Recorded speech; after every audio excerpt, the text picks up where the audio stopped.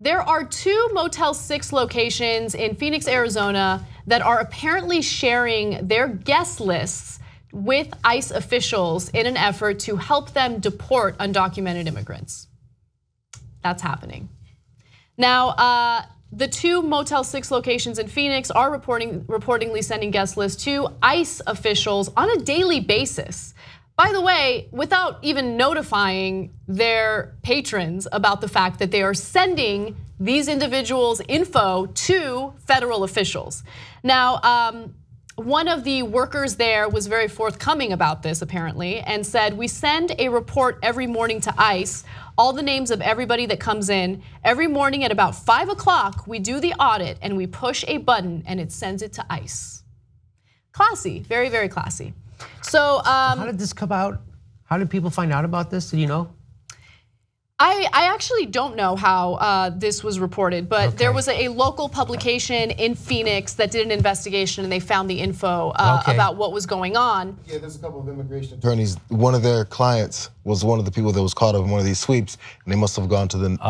That's a good point, right? So that person, last name Maldonado, said. So he found out that his info was given because ICE officials had done what's called like a knock.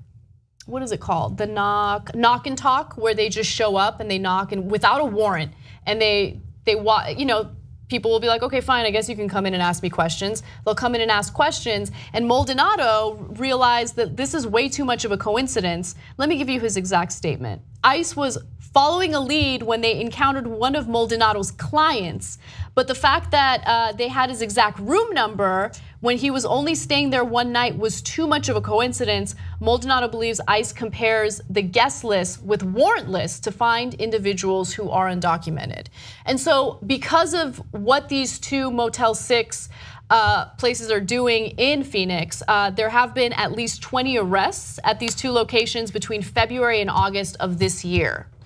And about 1/3 of the cases indicated that ICE encountered a suspect during a knock and talk, where officers show up without a warrant and ask permission to enter the room. Then they go ahead and they ask a bunch of questions, and it will either result in an arrest or not.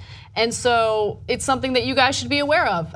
We have, establishments that are now giving lists of their patrons to ICE officials, and then ICE officials go ahead and show up, knock on your door without a warrant, and ask you questions and possibly arrest you if they suspect that you're an undocumented immigrant.